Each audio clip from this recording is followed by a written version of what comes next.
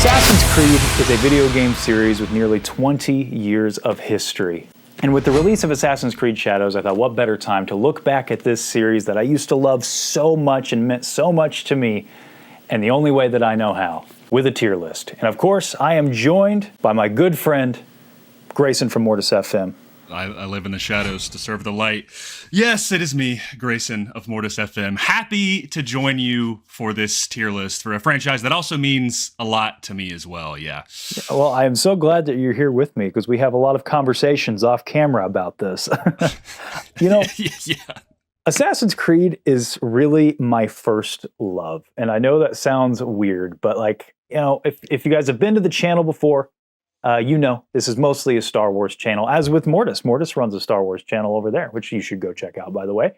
The reason why I love Star Wars so much is really because of Assassin's Creed. I loved the lore so much in Assassin's Creed. I sort of fell out of love with the series, as I'm sure we'll get into. I think that was replaced with Star Wars, because I was always a Star Wars fan, but I didn't get deep into it until about 2015 or so. So maybe that gives you an indicator of what my least favorite Assassin's Creed game is. But what's your history with this game before we jump right into the list? So Star Wars was kind of, on the opposite side, was my first love. But there was, a period, I think, when Assassin's Creed was hitting its height, that Star Wars was kind of in I don't want to say a gray area, but it was definitely, there wasn't, really all that was coming out was Clone Wars and things, and I was turning into a young man, and so the idea, Assassin's Creed was like the cool thing, especially being a gamer. I'm like, oh my gosh, these guys with these hidden blades and these hoods, and so that was just like the mature, cool thing. Yeah. And I truly I fell in love with it, and I think from that 2007 to 2013 time period, Assassin's Creed was just at its height for me. I really got enveloped with the lore of Assassin's Creed. Everything to do with the Assassins, the Templars, the first civilization, the modern day storyline, all of that stuff. I was like, wow, this is something I can really sink my teeth into.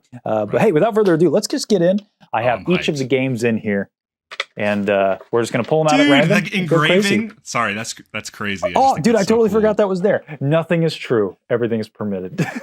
So, all right, first one. I'm not looking. I'm not cheating. It's random. Wow, what a great one to start with. The first one, Assassin's Creed 1. My history with this game is that when I was younger, I didn't play it right when it came out. It was probably around 2009, because I think it was the same year AC2 came out, and I had a friend. All we wanted for Christmas was an Xbox 360. That's all we could focus on. It's like Ralphie with the Red Ryder BB gun. That's all. You're pestering your parents, everything. We got to have that. My friend did. He did get an Xbox 360, and he called me later that day, and he was like, "Hey man, we just got back, from our gathering and stuff. Can you come on by? I'm so excited to play this thing." But then this is the funny thing. You might be wondering, what does that have to do with Assassin's Creed? He was like, "Hey, I'm actually going on a family trip thing, and I can't bring my Xbox. Do you want to take it with you?" And I'm like, "Oh, this brand new Xbox that you just got for Christmas?" "Yeah, of course, thank you." And so I took it, and he's like, "Yeah, so the Modern Warfare's in there." And then it came with this other game. I don't know. I haven't really played it. I'm like, okay. I take a look at it. This guy looks cool. Nice. I'll try it. Why not, right?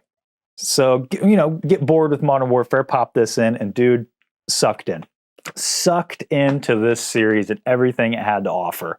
So I know, a huge preamble. I don't know if anybody cares about that story, but it's just a memory I hold very close to my heart. But even still, that's great. For me personally, it started it all. It set the foundation. You've got the amazing sound design. The iconography is there. You have the modern day that starts to set forth the sci-fi elements. All this stuff is there. Everything that makes Assassin's Creed is present in the first one. But I do think it's a tough one to go back to. Yeah, it is. I would personally place it middle B, because I got to give it credit for everything it does, but the game is kind of repetitive. The combat's really janky. I'm right there with you. I've played this game I probably played this game 10 to 12 times. I played this game a ton as a kid. Yeah, so when this game came out, I was not allowed to play rated M games at the time. It was only a handful of years later that I was able to play Assassin's Creed. So 2009, 2010. And I had a friend that was really into Gears of War and Halo and Assassin's Creed. And so this was one of the franchises that he kind of always hyped up for me. But I remember that box art being so cool. I'm like, yeah, oh my right. gosh. I know, it's amazing. Like the blurry blue guys in the background and this just hooded guy with this like this really cool vambrace and the oh my, it's just, it has the sauce, Connor. Yes, it does. It definitely has the sauce. That, like, even looking at it right now, it instills a feeling in me. You know what I mean? Yeah, and the back of that art with the Assassin's Creed logo and then like that key art or that frame from the CG trailer, dude. Yep, man, so I'm right there with you. But yes, the gameplay is hard to go back to. The assassination missions are a little repetitive, especially the build up to each one is really repetitive. You're doing the same thing over and over. Yeah. It's eavesdrop, it's tail, it's whatever. And then like it's very formulaic. And I think they had a really good building base to work off of. Yeah. However, I wouldn't say it has aged particularly well. So middle of B is completely fine with All right, me. awesome. Well, I mean, it was a great game for 2007. Like, let's be real. I think that it only shows its age because of where the series went. You know what I mean?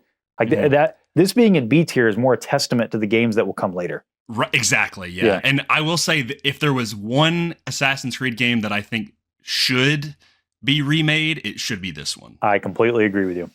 All right, Grayson, next up. You got to take the reins on this one.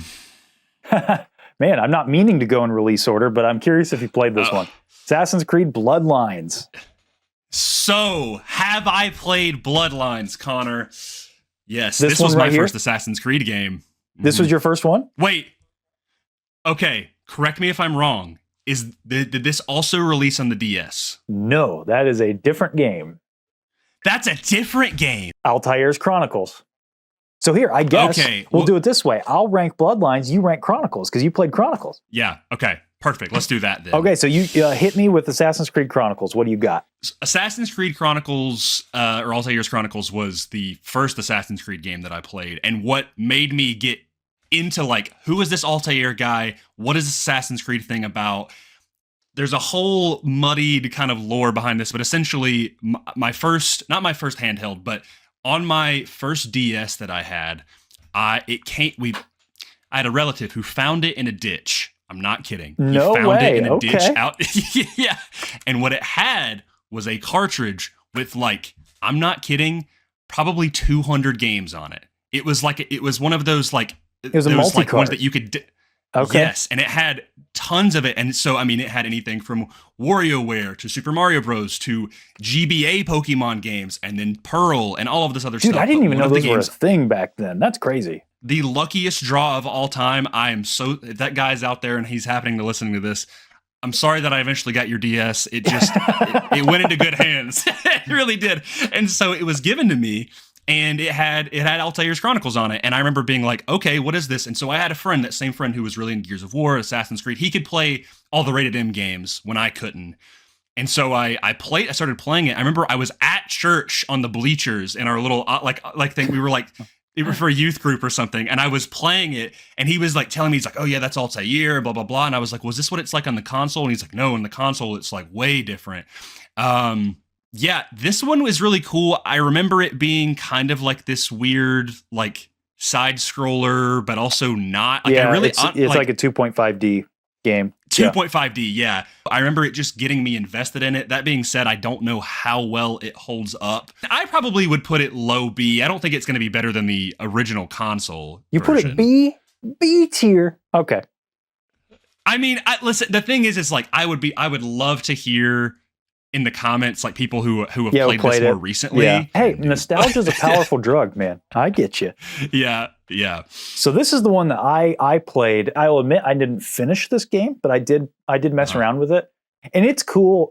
It's like, it's what you'd expect from PSP Assassin's Creed. You know what I mean? Like, it takes the experience and puts it on the go. I mean, you're gonna have like limited draw distance. You know, the combat's gonna feel a little worse, but in a way, it kind of works. It's C tier, you know. It's cool. It's a novelty in comparison to the console games. You know, I mean, what are you gonna do? Was it an actual third-person game, or was it also like 2.5D? It had a very similar look and feel to the console version. Huh. The best way I can describe it, it looks how Assassin's Creed 1 might have looked on the PS2. Oh, okay. That's A interesting. little more polygons and everything, but it does play, very similarly to, as far as I remember, to the first game. Yeah. Okay, well, all right, next one. That was fun. Little fun jaunt into the handheld realm. Little. All right, what do we got next? Nothing is true. Everything is permitted. Dun, Okay, dun, dun, heavy dun, dun, hitter. dun, dun, dun. Yeah. AC Black Flag. And let's see if I can remember, because it's burned in my head. All right, lads, I'll give you Blackbeard's honest opinion. And what? Yeah, that's all I got. Is that like was that the trailer? Yeah, man. And if you sat on the pause screen long enough, you'd get it would replay that over and over again. Man, that was a cool trailer. Dude, dressed like a devil. I don't know. Fights like the devil, dressed like a man. Yeah, dude. But don't meddle in his personal affairs, because they're more mystery to that man than I dare ask. It's all coming back to me. Complete like little side tangent. I would love to do a trailer tier list, because if we're talking, the games are great, but some of these trailers, dude. The cinematic trailers, I'm with you. Do S tier for this one. That's for sure. Oh my gosh. Yeah. This game is interesting for me because at the time when it was announced, I was hot off the heels of AC3, and I remember when I saw this announcement, I was actually disappointed because I'm like, man, we're not getting a Connor sequel. What the heck? Yep. And I was really bummed about it. And so I was really jaded toward this game at first, but then I started seeing more and more stuff like the cinematic trailer, and there was like magazines at Walmart and stuff. And I'm like, okay, I'll give it a try. And then what really sold me is that in the Tyranny of King Washington DLC, the third episode, which came out after this was announced, you get a little lore drop about, this being Connor's grandpa. Oh, look at that. Yeah. Yeah. And so I think that's awesome. And so I was like, all right, fine.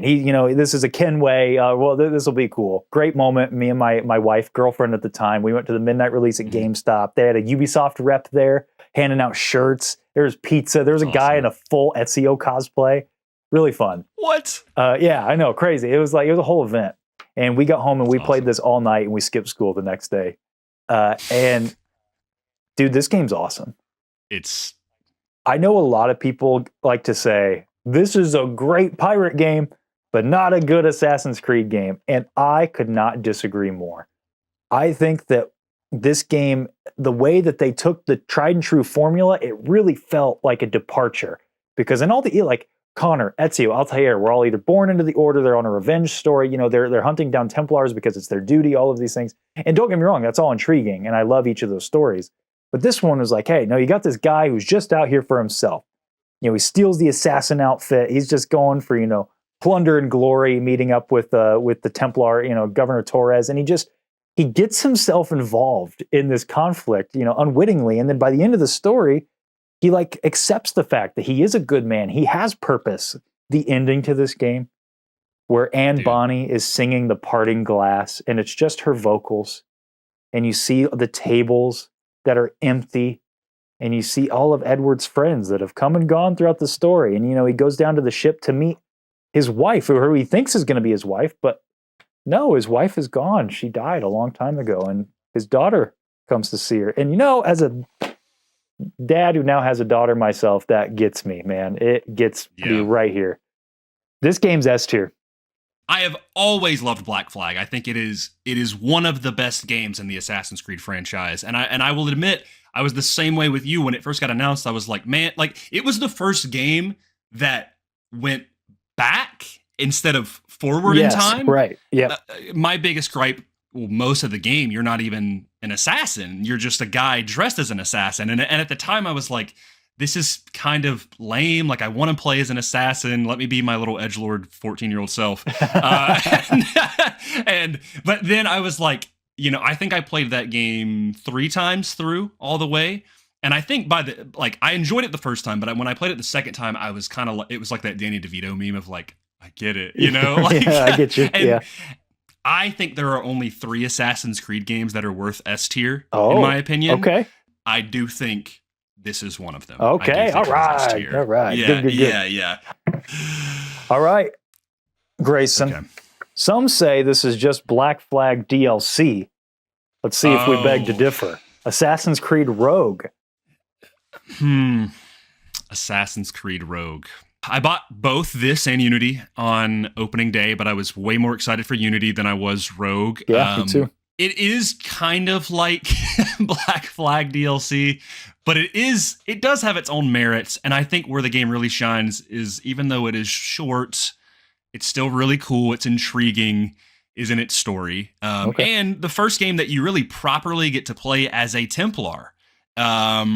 Which is, well, like as the main protagonist. I get you. But this game didn't really hook me like 3 and Black Flag did, mainly just because of it felt like a lot of filler, and when it came to like the side content and stuff, personally would put it low B, maybe top of C.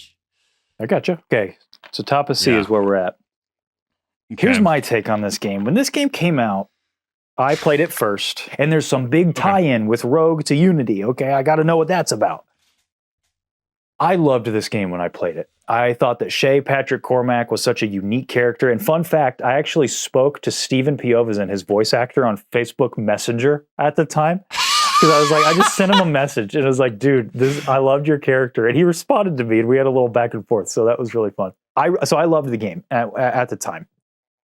The farther I get away from it, the more I think this is such a lazy attempt at an Assassin's Creed game. Not only is it short, but the whole concept of playing as a Templar is fantastic, but you're not really playing as a Templar.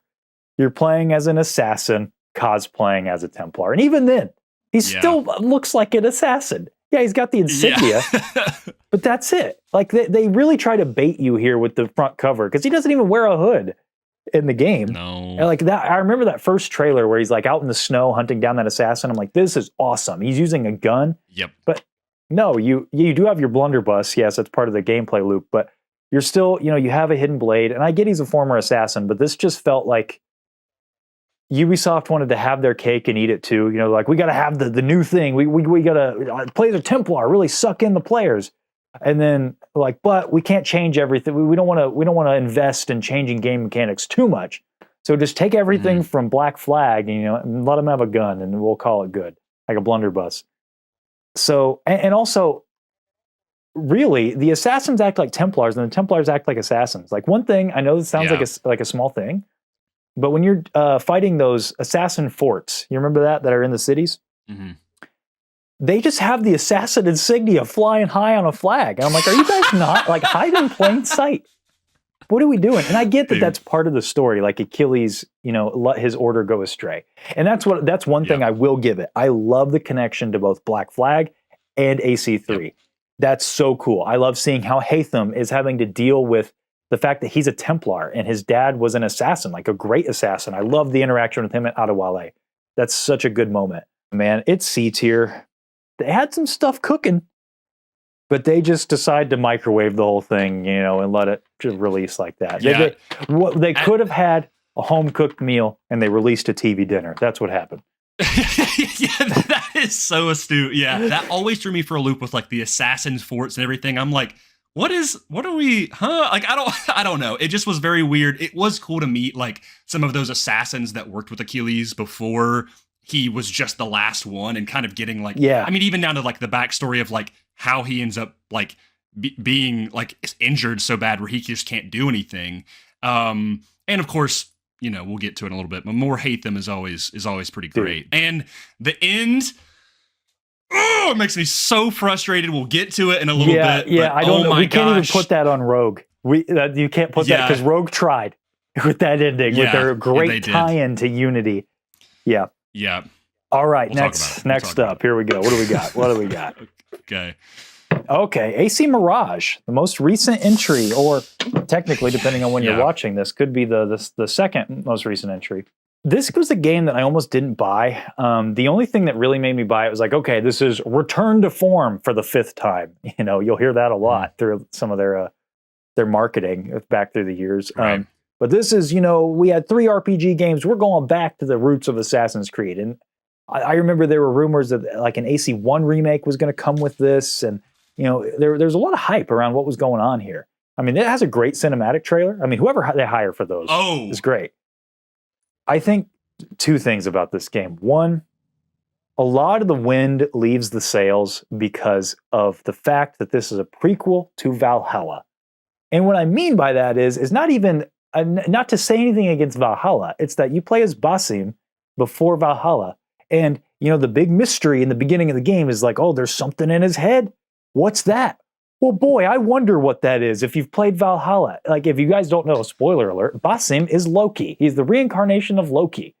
And so that's the reveal, you know, oh, there you go. And I'll admit to you guys, I've not finished this game. It's one of the few, I think it's the only one I have not finished.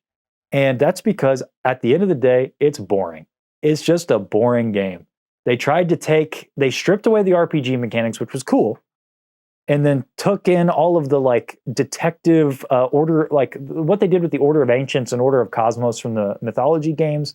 And it felt like busy work. I would go to a new bureau. They'd tell me to go here. It's just a checklist.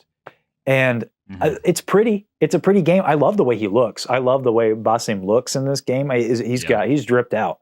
The story just did not intrigue me at all, mostly because it didn't intrigue me just from itself, but also like I said, it takes a lot out of it because I know what happens in Valhalla. Right. And all of that on top of the fact that Valhalla ends in a really interesting place with the modern day, where Loki is in the modern day.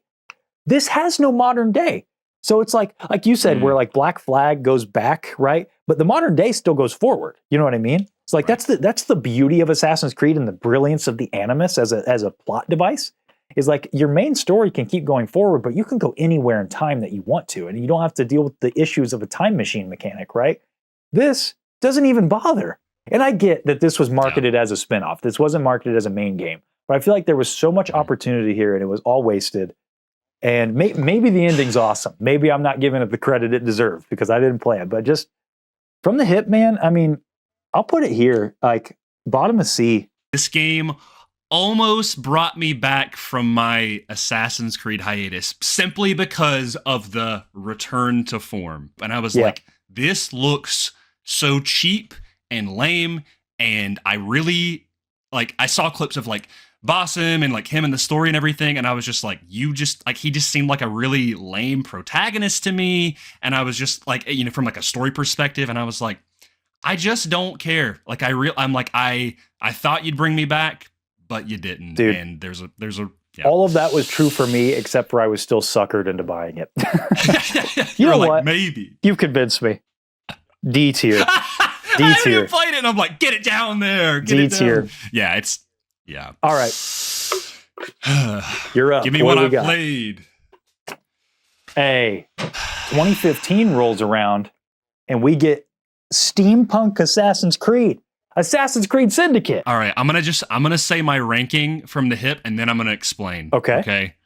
Top of C, and here's why. Okay. There is a lot that I really like about this game. I think the open world is cool. I think the concept is generally intriguing. I think there is a lot of really cool like side quests and stuff.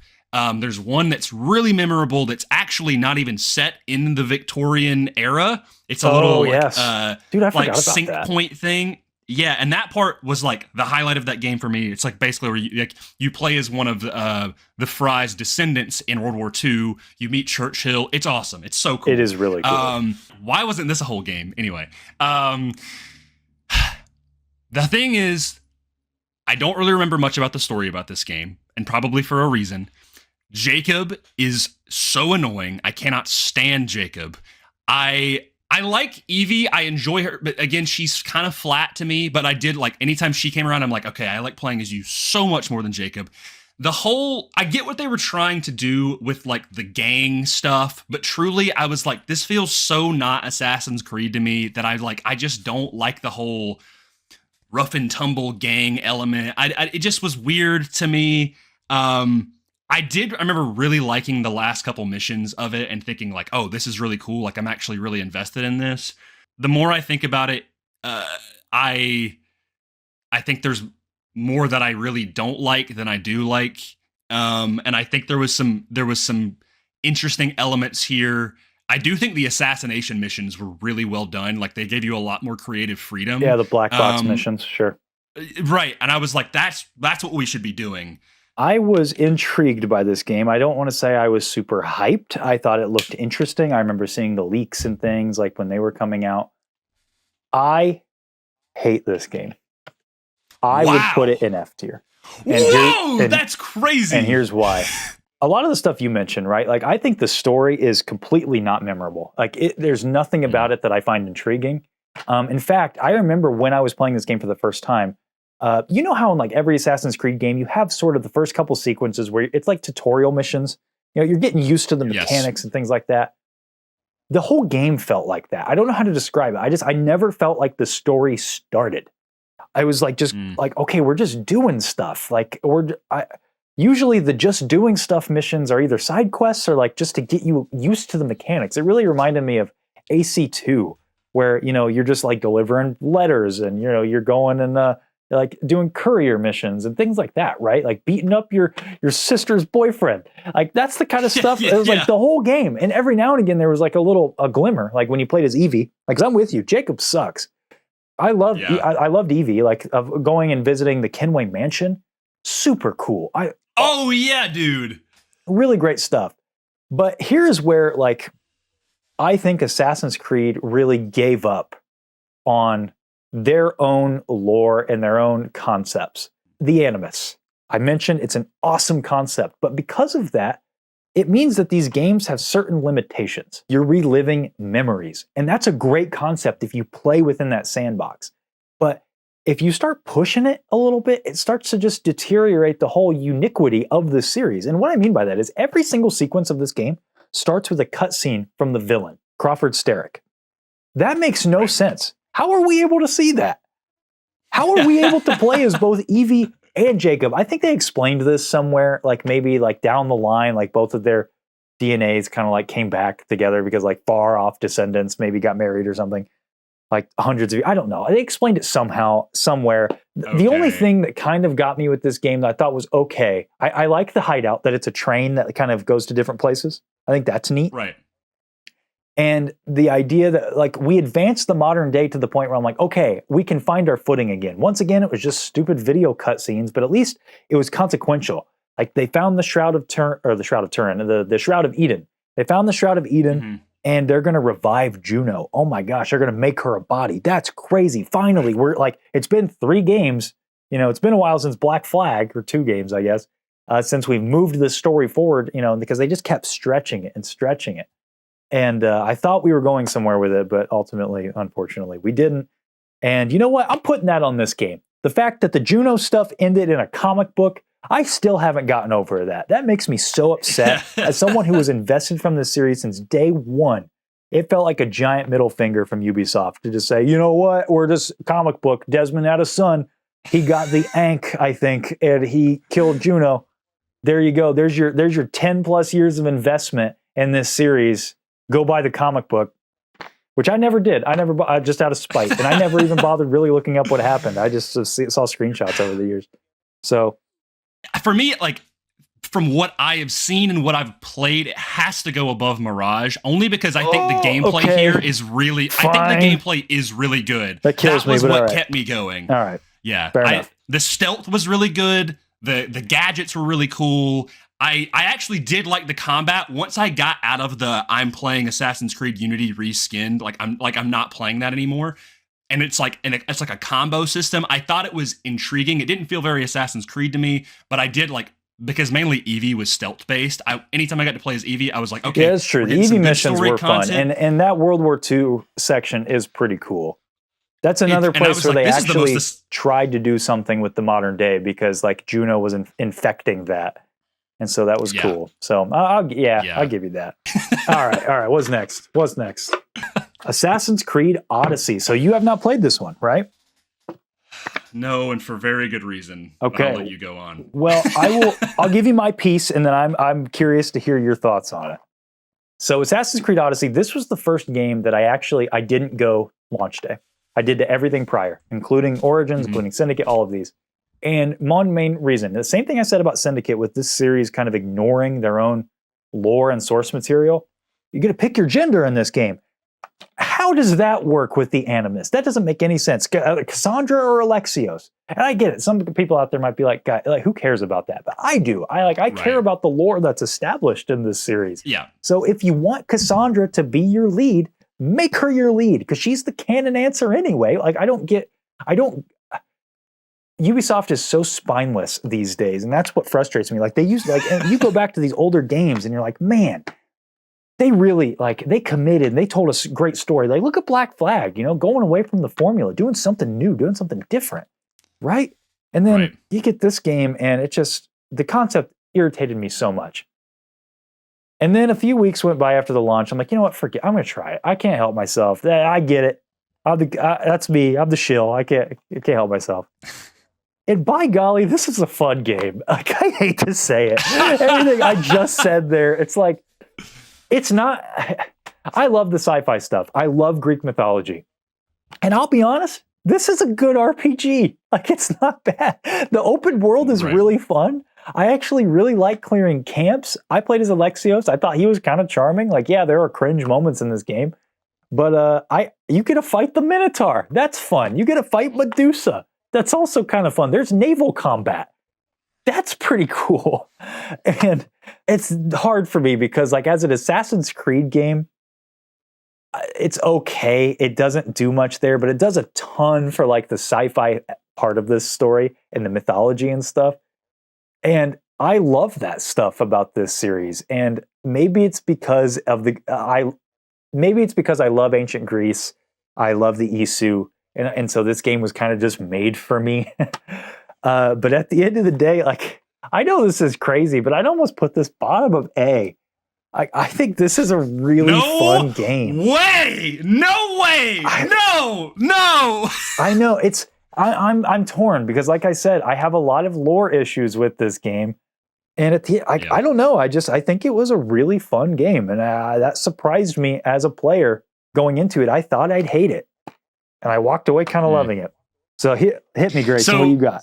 So obviously, I'm not going to have it. I am not going to have as much pull as you do because you have actually played it. Like, Assassin's Creed is literally just it is lost its identity to me. Yeah, and I think they could have made such a good Assassin's Creed proto whatever with Odyssey, but then they started getting into the RPG stuff and the grinding and the stats, and from what I understand, there's a ton of just filler fetch quests in the game, and it's also a lot. I know, and this is just Ubisoft in general, so I won't knock this game specifically too bad about it, but it is, from what I understand, extremely buggy. I never experienced many bugs in this game. Okay, maybe I've watched too many just glitch compilations or whatever for Assassin's Creed Odyssey and Valhalla, but I will say, from what I do believe that it is a good game, and if I did pick it up, I would enjoy it, and I probably think it would be better than Assassin's Creed 1,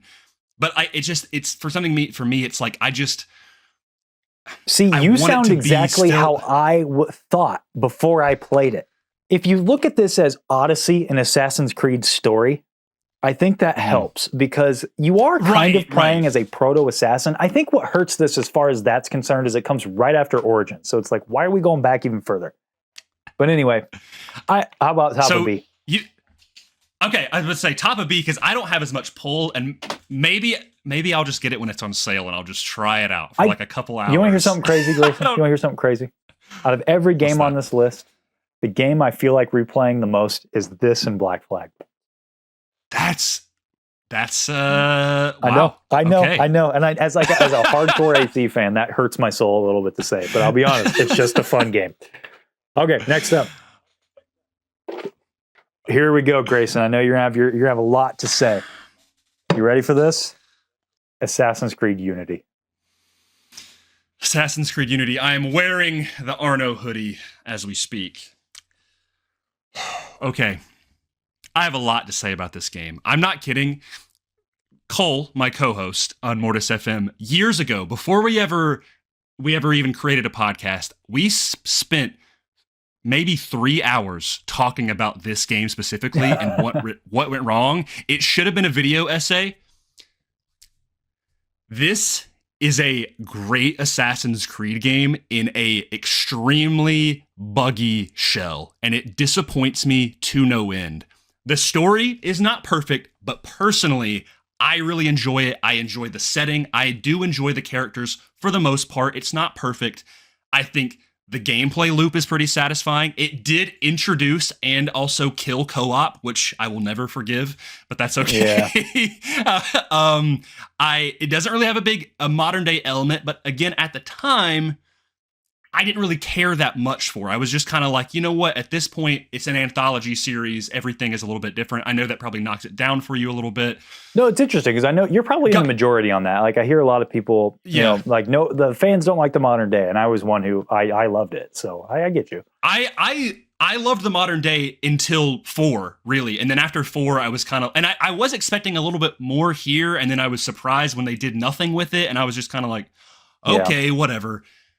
If they remastered this game, I would lose my mind because I think in 2025, it would be an excellent Assassin's Creed game. I think the parkour is fantastic. I think the mission, I do think the story is extremely intriguing, although they never did anything with the rogue tease.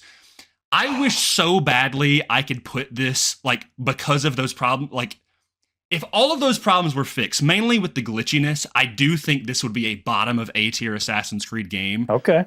However, they rushed this game so hard, and then they were like, "Why did it do so bad?" Like, I mean, you could go back and look at the videos of November 2014 of like the people with like the eyes and the teeth, and of course. Like this was the last Assassin's Creed game that despite it not being perfect, I did love. I really do love this game for a lot of reasons. So where do you got it? I think because I don't have enough with Odyssey. I would put it above AC1, but I would not put it below. I would put it below Odyssey, mainly because of the reasons you pointed out, of it being more contributed. So like, that's where I'd put it.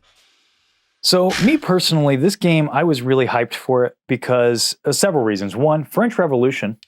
I thought there was a good chance we were finally going to get a pseudo Connor sequel. I was like, he's around. Surely we're not going to forget about him. And then when I played Rogue, I was like, oh man, of course, now there's definitely going to be a connection because he's from the colonies.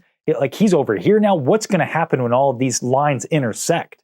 This is going to be really cool because Rogue is sort of like that could have been a really great trilogy, 3, Rogue, Unity, right? I personally did not experience any bugs, but I'm not going to it doesn't get any points for that because I know some people just got lucky. I was one of those people. I think my game crashed once, maybe. I was so excited when I booted up this game, and I'm like, oh my gosh, the first mission is that same mission from Rogue. That's so sick. Nothing. And I'm like, okay, it's going to come back. That's all right. But then you actually have a mission in this game where you hunt down your father's killer in like a dream sequence, and it's just like a phantom. And I hate that. And you're probably seeing like the things I care about and what Grayson cares about right now. And like me, I really care about lore consistency. That is something that I hold very deeply. The gameplay I think is really good. I think this maybe is the best looking Assassin's Creed game, if I'm honest. Like it is a beautiful game. Like the 1-to-1 Paris, that's so good. Arno's like cover outfit, awesome. The co-op, so cool. But Arno as a character, he's just Ezio light, I think. Like they were just trying to have lightning strike twice. I think they were going off the criticisms like, oh, people don't like Connor. If I'm remembering correctly, this was supposed to come out after AC3. Like that was the trajectory of this series. Again, I'm not 100% sure about that, but I think I remember reading that at the time.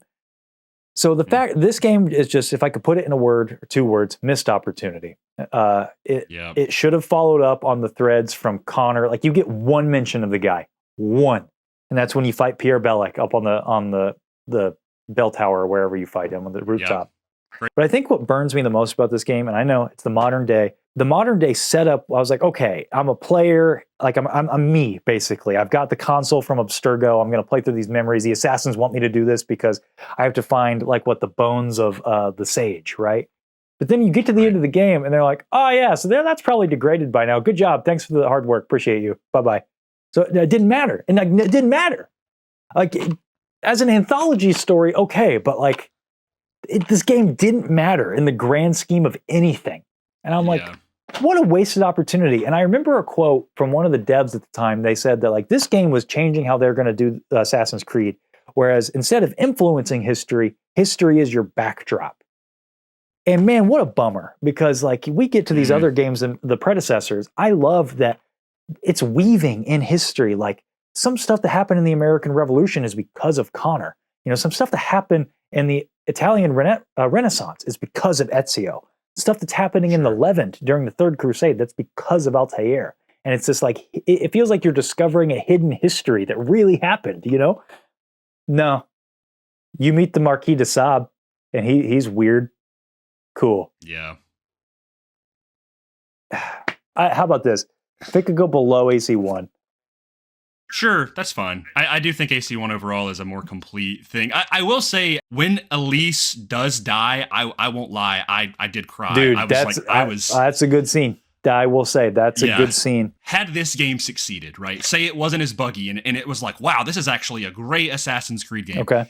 Syndicate doesn't happen, and the next, they follow up on the co-op by making it, because a Syndicate was the 2-player things, but it was, okay, you get Connor and you get Arno, both playable characters in the co-op. Would have lost my friggin' mind. That would have been insane. Honestly, I could have excused a lot of this game's issues if they would have followed it up with something like that. Dude. That would have been so sick. Dude, all the sucky thing is all the pieces were there, man. Everything was there. Yep. It's not like I'm trying to manifest something out of nothing, you know? Like, it's not like it's like, well, maybe if this happened and this. No, like Shay killed Arno's dad, and then Connor undid everything that Shay did in the colonies.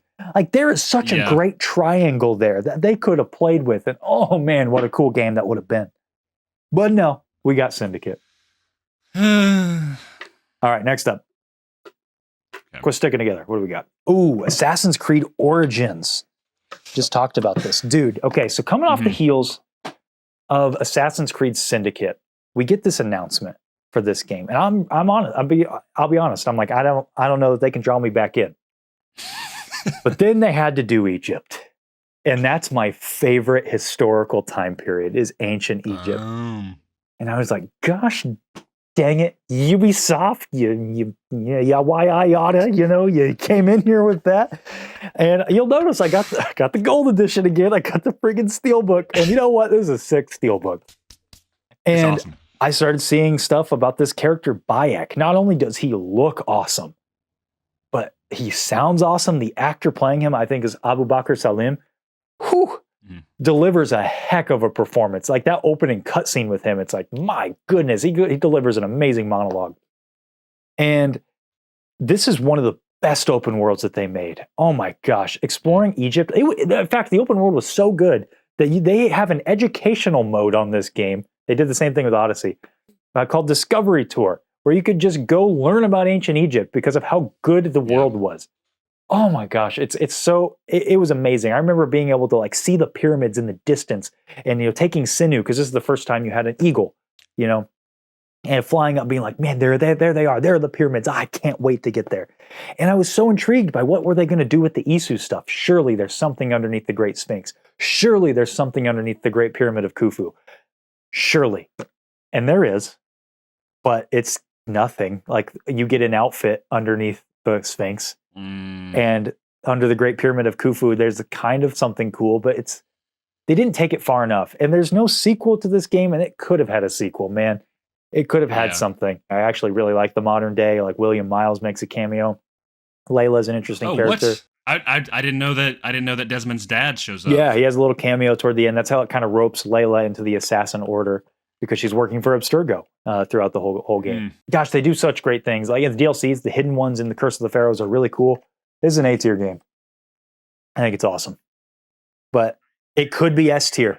A lot of the critiques that I have, like I'm not a fan of the RPG stuff in general. Like there's so many RPGs out there, and I like that Assassin's Creed kind of had a little bit more of its own identity.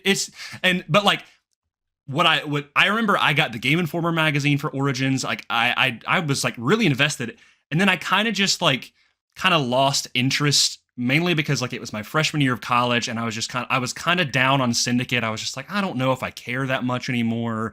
Star Wars was back in its high again, and that was leading up to Last Jedi. That was like peak Star Wars hype, and so I just had a lot of other things going on, but this is the one that I'm like, at the very least, with the RPG stuff and this big bombastic open world, it's still Assassin's Creed, and I think what works what intrigues here me is like it doesn't.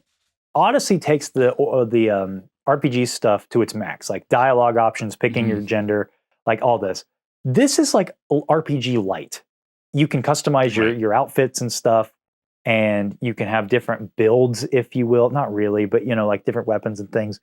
But otherwise, it is still, I think, very much like an Assassin's Creed experience. I think the Odyssey is really where they jump the shark as far as the RPG stuff goes, personally. And there's a lot going for this game, but gosh, it's just, I would put it S if not for that final act of the game, honestly. I think it's worth your time. If you've not played it, I think that game it's worth your time. It's got a great story.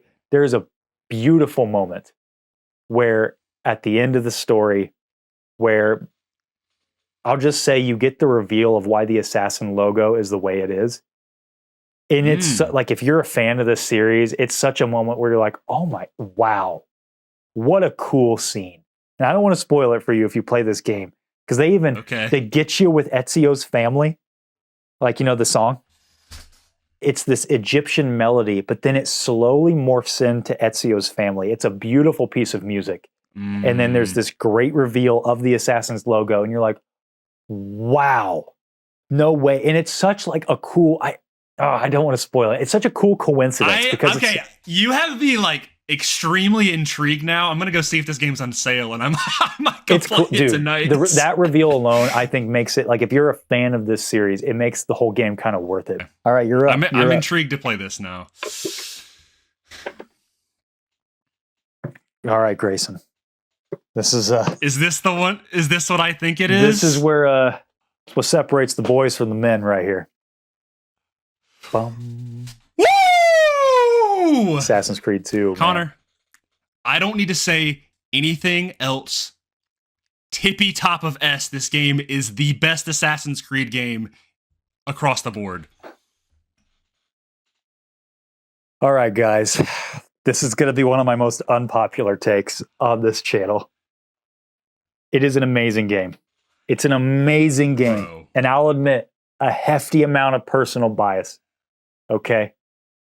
When I got this game, I played about a third of the way through it, and my save got corrupted.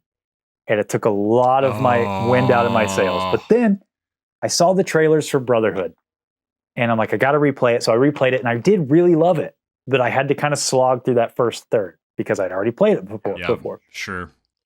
I do think this game is incredible. I love Ezio. I love the performances. I love the story. I love just about everything about it. And you know what? Even saying that, I'll put it here. But okay. I think there are two games above this one, and Black Flag is one of them. I think that as a package, I love Black Flag. I like the story. I love everything. When you're talking about S tier is S tier. You know what I mean? Like, it's like any day of the week, these could shift. But I'll admit it's my own personal bias that does put this below this game and the other game that's going to go here. Okay.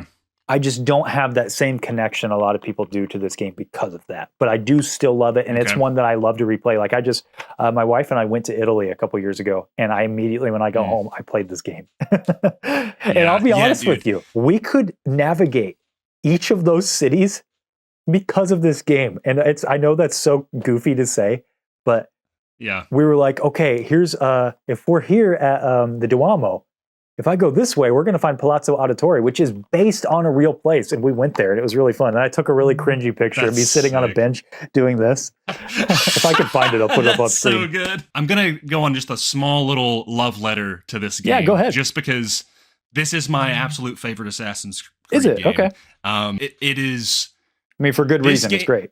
The setting is just immaculate. We've got the Renaissance, which is just a phenomenal place to put a sequel. I mean, like, the Crusades are cool, right? Seems like a natural spot. Then you're like, oh, we're in the Renaissance now? Yeah, man. Okay, sick. You get a great main character and an ensemble of amazing characters surrounding Ezio. Yes. You get just the perfect evolution of gameplay, because, like, with AC1, the climbing is a little stiff, the combat is a little stiff, but you're getting all of these new inventions. You're getting to work with Leonardo da Vinci, dude, to like upgrade your hidden blades and like the hidden gun, and of course getting to use the flying machine in Venice. Like, so cool. And this game has just a ton of playable areas. Like, it's actually insane. Yeah, you got like, Venice and Florence and Monteriggioni and Forlì. They all have different vibes and aesthetics, and it's so well done. Dude, I know you're a modern day guy. The modern day here. Great. Especially with here and the next couple of games, just phenomenal modern day. Like, the opening where like you are breaking out of Abstergo. So for context, I played AC1. So this would have been 2010. So at this point, there's only 3 mainline Assassin's Creed games out at this time, which is just crazy. But I played AC1, and immediately I was like, I begged my parents. I was like, can I please play AC2? And they were like, okay, we'll let you play it. And we went we went to GameStop, and then they had this like really crappy copy of AC2, but then we went to a pawn shop, coincidentally, because my dad was there, and they had a copy of AC2 that was in way better condition. And I was like, well, I want this condition. I was like, this is a way better copy. Presentation, the gameplay, the story, like Ezio is in my top 5 video game characters of all time. Oh yeah, dude, 100%. He's just and it really is a testament, because he gets 3 games, which unfortunately they did not do with other protagonists. I recently read that was a fluke, by the way. Like, they never intended to spend more than 1 game per character, but people just loved Ezio so much. For me, it is just quintessential Assassin's Creed. Yeah, I mean, when you think of Assassin's Creed, a lot of people will think of this game, and for good reason. The evolution of gameplay, the set, like everything is great, man, in this game, and like it's the start of Ezio's journey, you know. And you know what? Here, I'm going to cheat. As long as it's an S, I'm happy. I'm going to cheat because I think that we have to. If we're going to talk about that, we've got to then talk about AC Brotherhood. I'm just going to do it, and then I'm going to talk about it. This was the other game, S tier. That was Connor. These were the only 3 games that I wanted in S tier. Okay, all right, good. Yeah, I'm happy. So this cover is so nostalgic for me. This is my original game. I bought and sold games all the time as a kid. If I bought a game and beat it, it was gone. Traded into GameStop. Mm-hmm. Not my Assassin's Creed games. And this year, 2010, when this came out, it was a tradition. I would ask my mama for 1 video game every Christmas, and she would always get it for me. And I saw this wrapped underneath the tree there, and so I got this game. And this started such a love and a passion for video games for me. I liked AC1. I liked playing AC2, but I mentioned my whole corruption issue, and so that's why I didn't get so deeply into it. This game was the first video game where I was like, oh, these things are art. They are, it's like a movie. This transcends just, like, you're not playing Pac-Man, you know what I mean? Like, this is video games can be their own medium to tell stories. And I remember as soon as I got this game for Christmas, I immediately went to my dad's house for a week, and I played it, I mean, day and night. Mm-hmm. I mean, I put like a 12-hour session in this game one day, and my dad went to work, and I played it all day. And my stepmom was home with me, and I remember when they got home, I eavesdropped on a conversation they had, and my stepmom was like, do we need to take away that game from him? Because he's been playing it all day. Like, this is... I don't think this is good for him to just keep playing this game. And my dad stopped her and was like, listen, you know those shows that you love to watch? Because she was really into like Gray's Anatomy and stuff. And sure. He's like, these games aren't like the games we played when we were young. And I would talk to my dad about, Renaissance Italy. And I was telling him about what's going on in the game. I remember that. It's a core memory for me that he did that. And I continued to play it. And I got more invested in this game than I ever did in any other game. And I'll also be honest, this is one of my favorite Assassin's Creed outfits. I think it's way better than AC2's. I'll say it. I love Ezio's outfit in this game.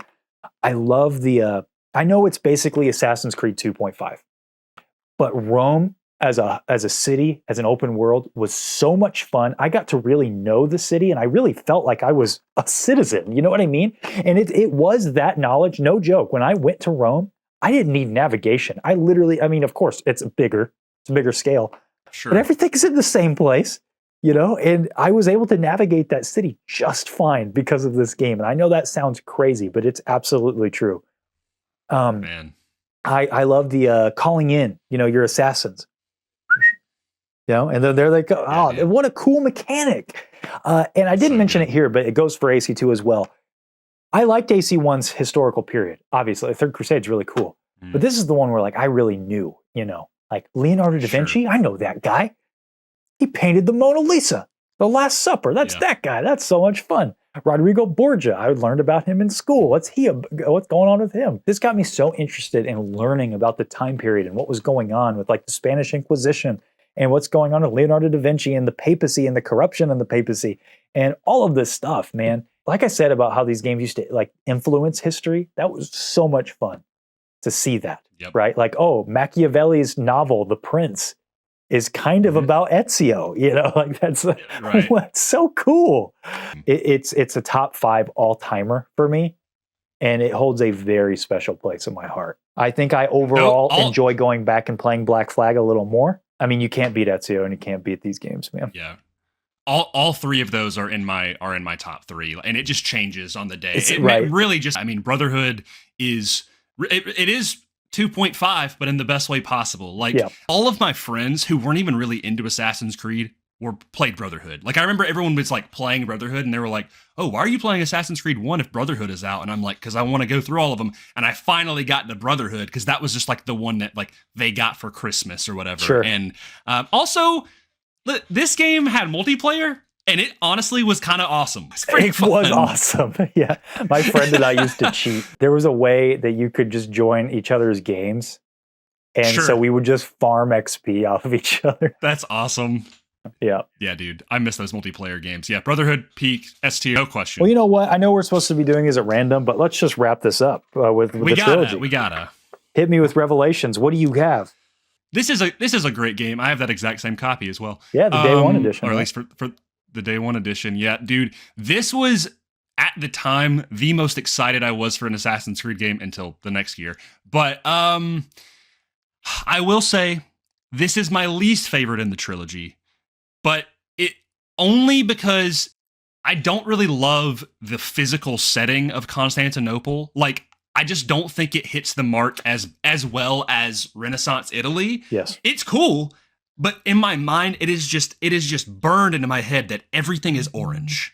And I'm just I think that game and I think, orange. And it's just like, that being said, I think everything else pretty much makes up for it, especially the characterization of Altair, bringing Altair back and getting those flashbacks in the story. And just Altair in AC1 is so flat and one-dimensional. And then they just skyrocket his character into a different league entirely. It's just so good. I would put this somewhere in A tier, but I'm kind of not really specific on where it should go. I'll kind of let you determine where you put it. The year this came out, I remember getting my Game Informer in the mail and seeing this cover right here and being like, "Excuse me? Is that Ezio Auditore da Firenze and Altair ibn La'ahad together? You're pulling my leg, Ubisoft. What are you doing?" I remember reading that article front to back and being like, "Oh my gosh, okay, this is hype. Playing as like old man Ezio, this is cool. Okay, I'm down for this. I'm down to clown." And that year, my because of how much I love Brotherhood, my mama made me a deal. She's like, "Okay, for your birthday every year, even though my birthday's in the summer," she's like, "Well, I'll wait and I'll bring you. I'll buy you the new Assassin's Creed and Call of Duty every year." And so she took me that day to GameStop because I think this and Black Ops 2 came out like either the same day or a couple weeks apart or something. Very close. And this was the later game of the two. So we went there and we picked them both up. And I remember on our way home, this is such a silly little story, but she ordered a custom blanket for like my cousin or something. And she's like, "Oh, I got to go pick this up. Hold on." And I'm like, "Man, I got to get home and play Revelations. Come on now." You know how grandmas are, she was chatting up, over there. And we sat in that car. It felt like hours. But I'm like, "Come on. Yeah. Come on, man. Well, we got to get home. I got to play this game." But I went home and, man, I ate this game up. I absolutely ate this game up. And I am with you. It is my least favorite of the three for a couple reasons. One, 100% everything you said about Constantinople, it is not nearly as interesting as Rome. I think it's because there's not as many landmarks. Like you have the Hagia Sophia, and that's cool. Maybe it's because I don't have a connection to the history, but like with Rome, I'm like, here's the Colosseum, here's the Parthenon, here's the Castel Sant'Angelo, here's the St. Peter's Basilica. There's tons of stuff to go do and to go look at if you like history. And maybe it's because I'm not as invested in like Istanbul and what's going like the history there. But I did love the characters. I love obviously Ezio is cool. I love Yusuf and Suleiman, and I'm trying and what is his wife's name? Sophia. I do have writing issues with this game as I get further on. And it's the first assassination that you do as Ezio. He like stabs the guy. And he's like, "Requiescat in pace, bastardo," and throws him to the ground. And I'm like, brother, was it the first lesson you learned in AC2 to like be respectful of your victims? So that felt like a huge regression of the character. And I wouldn't have minded that if there would have been, he would have evolved. And he does in a way, right? He kind of learned to respect the creed again in a new way. Then there's the Cappadocia sequence, and Ezio kills that entire town for that one guy. And I know that they've kind of retconned this a little bit in Valhalla. There's actually an audio log that of Desmond's musings about this, where he's like, kind of intrigued by it. It's interesting. You have to look it up. But overall, that does bring it down for me a little bit. However, this game has one of my favorite scenes in media history. You're looking for the library, the wisdom. What's going to be in this library of Altair? All of this, everything that he's learned, throughout his life, the stuff about the apple. Maybe there's more artifacts. And then you open that door, and you get the soft music playing. And Ezio, you can't even run. You're just walking, and you're lighting these torches, and you hear him say, "No books, no wisdom, just you, fratello mio." And you see Altair's body. He left one more disc for Ezio, and Ezio relives Altair's final moments. And then, it's getting me a little bit just thinking of it. He speaks to Desmond across time. "Desmond, I do not know if you can hear me. I heard your name once before." Gosh. That scene, dude.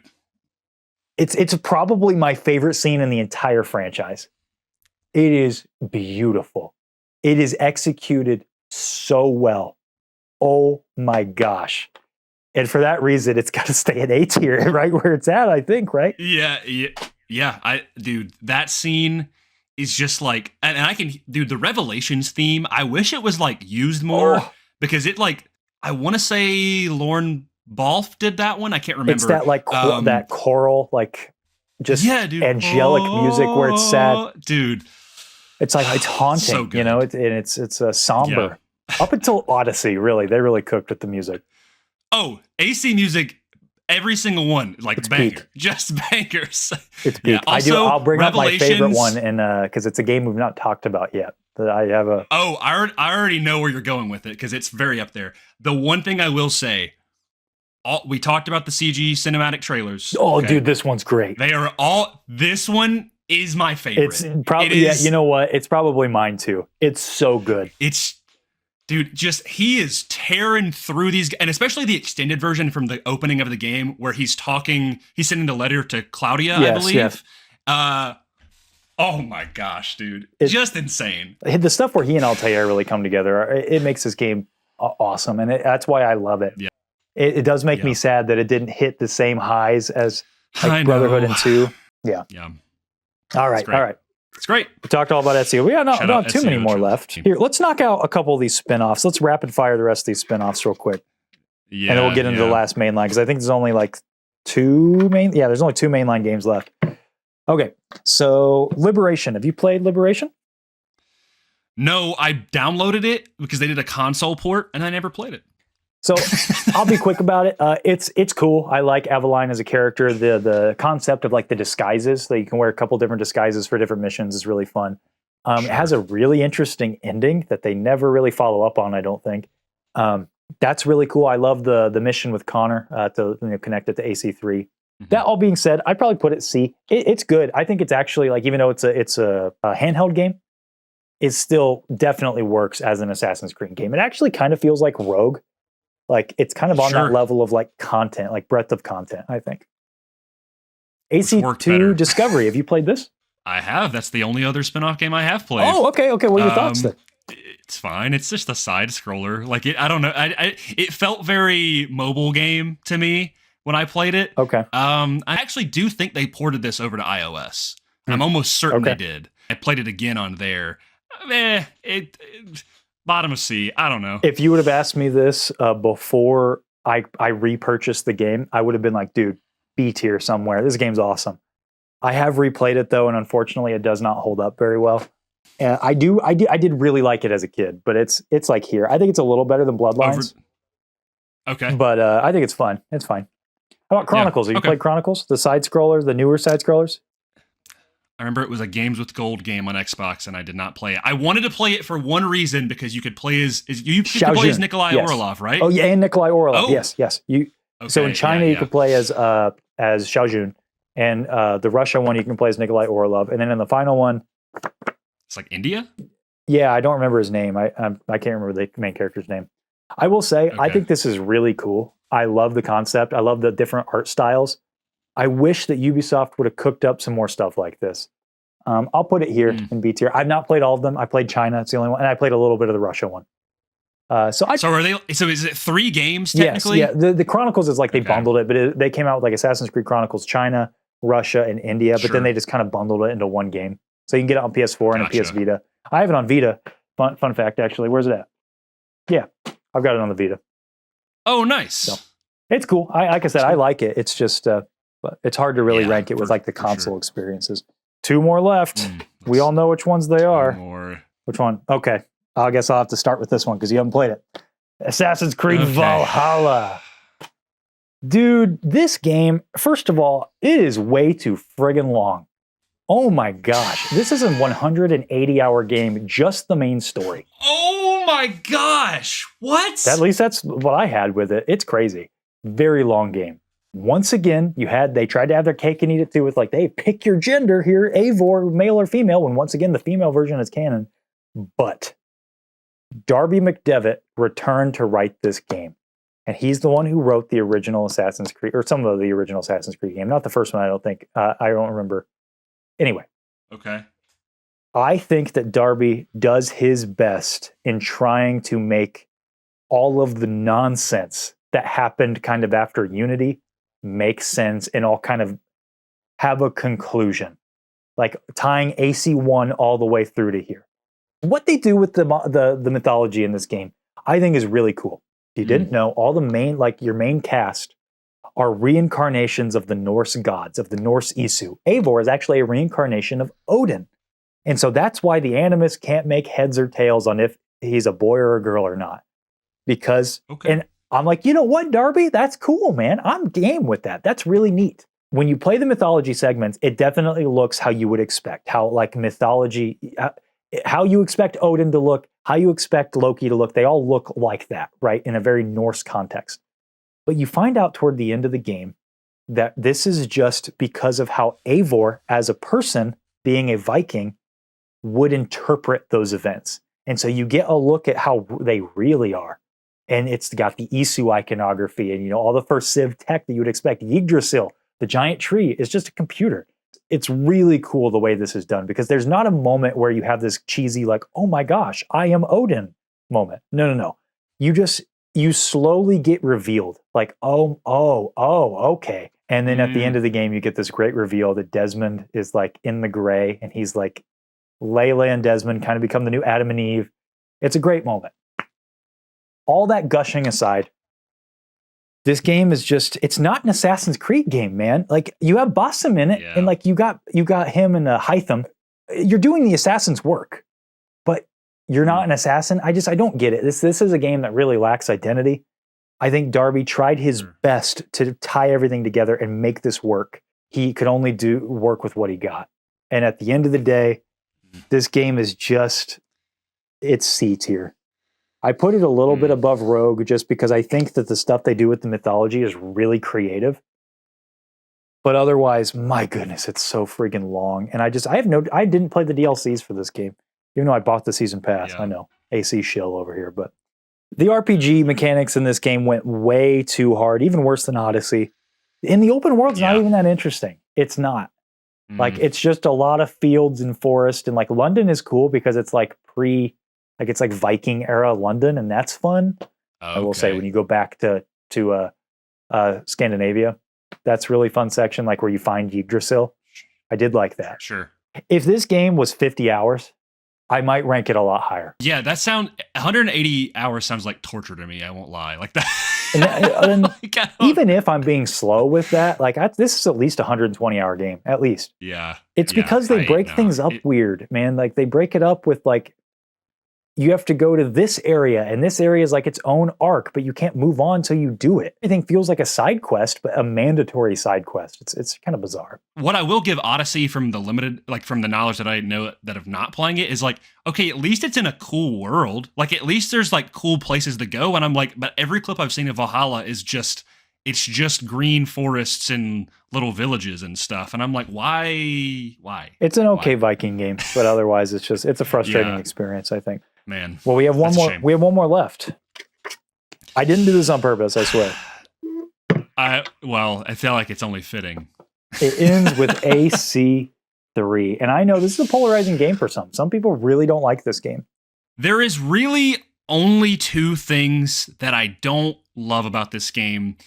Mainly I think it makes sense. I don't think there's anything they could do to fix it, but it does have, going off of the really cool cities and structures and stuff that you have from the Ezio trilogy and even the Crusades, AC3 is definitely a far cry, but they do something really cool where they fill it up with the forests, and you're a Native American, so you know how to navigate the trees and everything. And I was like, that's really cool. So like I can kind of counterbalance it for that. I will say the colonies and stuff themselves, whatever, they're fine. They fit, they're cool enough.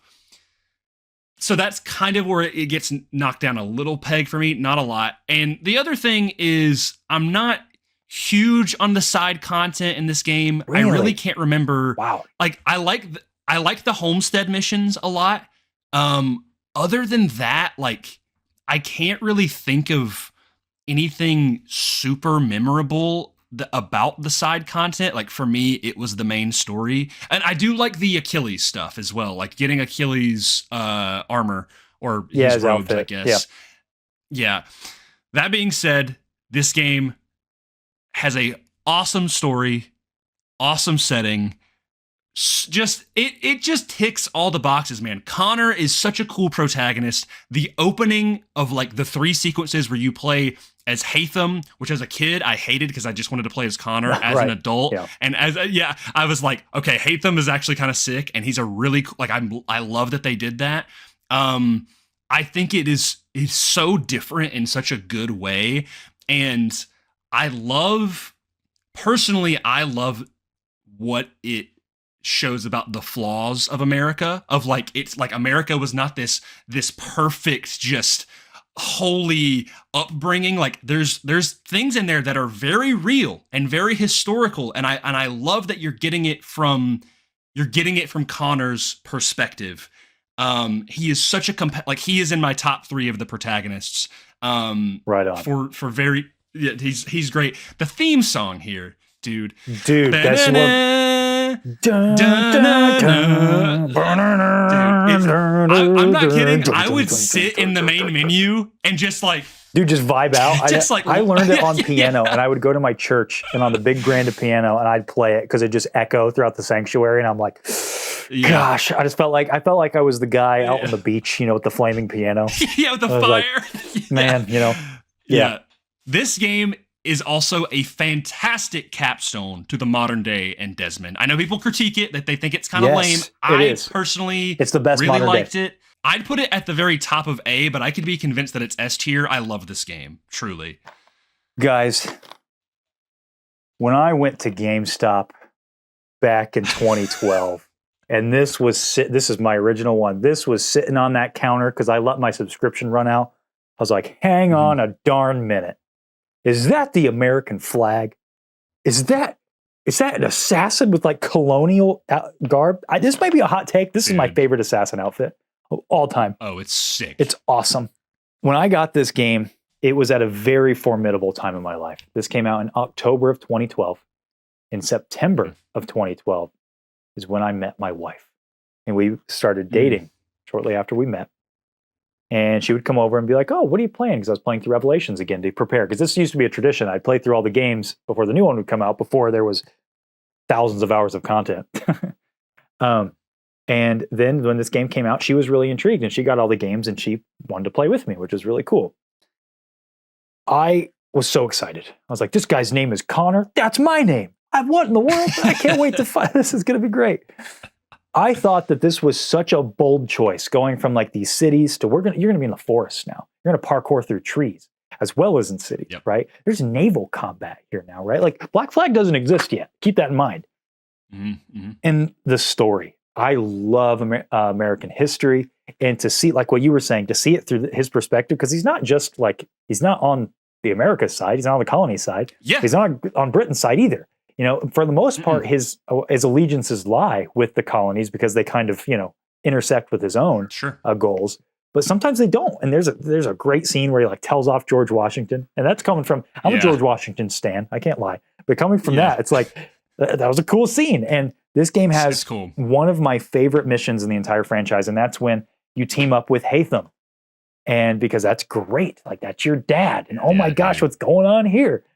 So cool, man. And I will say, this is the only game in the entire franchise where I love it as an entire package. I love the side content. And I think that you get a better experience with this game if you play everything. If you treat every mission as a main story mission, because this game does a good job of introducing side quests only in certain sequences. So you can't like play all the side content at once. Like you get to sequence 5, you get more missions. You get to sequence 6, you get more missions. And so I think that if you play this game where every time a side quest opens up, you act like it's mandatory, which I know I just gave a criticism to Valhalla that it felt like that, but this game is way shorter, so it's much more digestible. I think you get a much more complete experience, and you will enjoy this game so much more. That said, as much as I love this game, and there are many days where it's my favorite, I can't put it in S tier because I think it's tough to put, like, those first 3 sequences are awesome. I just want to play as Connor and get to like where the open world opens up, and I can get to viewpoints, and I can collect feathers and outfits and do all this stuff. You can't do that to like sequence 6, really. And so sequence 6 on S tier, 100%. But because it's a whole package of that, I think it's great the first time you play it, because it's a great twist, with him being a Templar, and that's the first time that's ever happened where you're playing as a Templar, seeing that perspective, and you have this great kind of, father and son, like on different sides of the wall type thing going on. But I do think it's tough on a replay, and it does move it down. It is tippy top of A for me. And I do enjoy it more than Assassin's Creed 2, I'll be honest with you. But that does hold it back a little bit. This is an extremely hot take. Connor is my favorite of the protagonists. Ezio's number 2. He's great. Ezio's number 2. And there are days Ezio's number 1, but I think that what intrigues me most about Connor, not that he's got the same name, because that's his Christian name, mind you. His real name is Russian. Okay. What intrigues me the most about him is that he does everything out of duty. From the beginning of the game, he's doing things because he feels like it's what's right the entire time. It has really nothing to do with his own personal gain. It's what's the best for my people. What's the best for the world? That's what I'm going to do. Yep. And the modern day is great too. So one last thing with AC3. Okay, hit me. Banger DLC, dude. I didn't. Tyranny of King how did Washington. I forget? Dude, the Tyranny of King Washington, hype. Dude, the outfit is great, and this is fun where you get to delve into the mythology a little bit, like with the spirit abilities. It's a great DLC. It's a great DLC. Oh my gosh. And in that open world too, because it's tiered where they did it like one episode at a time. Yeah. So like the first one you get, I believe, the wolf power. The second one you get the bear power. I think you get the eagle power. You get the eagle. And then you get bear in the last one. Yeah. And the last one you get access to where, King Washington has made his like pyramid. Yeah, I know. It's so great. It's so cool, man. I love how they made it work. Like it's all a vision within George Washington, because he's like, I don't want to be corrupted by the apple. And so he gives it to Connor, like, okay, we're done with this. I was thrilled that we got even a semblance in that DLC of like, with that like kind of outside of the stuff, post AC3 main story 100%. Content. And I was like, okay, maybe we'll get more Yeah, We don't. I know. This is cool, man. I like to man. see where everything ended up. I'm really happy with this list. I think the only thing I really would change is this, but that's okay. I don't think any of these are really F tier games. I think they all have merit. I get that, I get your reasonings why you don't like Syndicate. And probably, I'm not gonna lie, if I replayed it, it might go lower, honestly. I did really enjoy it. Look at the highs of this series, and you could see most of these. I mean, ignore the spinoffs, but there's a clear separation, with the exception of AC1, of post. Really, the only game post AC Black Flag that's awesome is Origins. Everything else, it's man, are you going to play Shadows? I am intrigued by the idea of Shadows. Reviews are coming out as we record this. Yes, I've seen a few today. I'm gonna just wait and watch some reviews and see. I think they should have done what they're doing with Shadows, at least the setting, a long time ago. That's the thing, is Ghost of Tsushima, I think really. Yes. That's one of the best Assassin's Creed games I've played in years. Yeah. Let's end this on a high note, I guess. What would bring you back? Truthfully, the simplest answer: a tried and true, highly faithful, highly passionate team making an Assassin's Creed 1 remake. Honestly, that's a great. I think that, and to see how well that could be received by the OG fans. That's it, man. And then Ubisoft go, I don't want AC1 as an RPG fest. Go back to your roots, and you always talk about going back to your roots. Actually go back to your roots and make a somewhat linear game with open world elements. That's what I want to see. That's what would bring me back. Yes, commit and bring back the soul of Assassin's Creed, because that's what made it so successful. I know. We have a lot of soul, a lot of heart up here. So, hey, let's wrap this up. I want to first thank you, Grayson, from MortisFM, for being here, for being a part of this journey. This was great. We agreed on everything. That's awesome, except for Syndicate. Syndicate sucks. But no, I am not passionate enough about Syndicate to care that much. But dude, thank you so much for having me. We've talked a lot about Assassin's Creed on the side, and so we thought might as well make a video, right? So thank you guys so much for being a part of this. I know it's a little bit different video than you usually get out here beyond the Dune Sea. Check out some of our other tier lists if you're interested in stuff like that. Please go check out MortisFM and the stuff they got cooking over there. You'll definitely enjoy that. But let us know. Do you agree with this list? I know we talked a lot about kind of not just ranking these games, but kind of our love and our critiques for this series going forward. So I'd love to hear your guys' thoughts in the comments down below. Otherwise, Grayson, once again, thank you for being here. And to you guys, remember, nothing is true. Everything is permitted.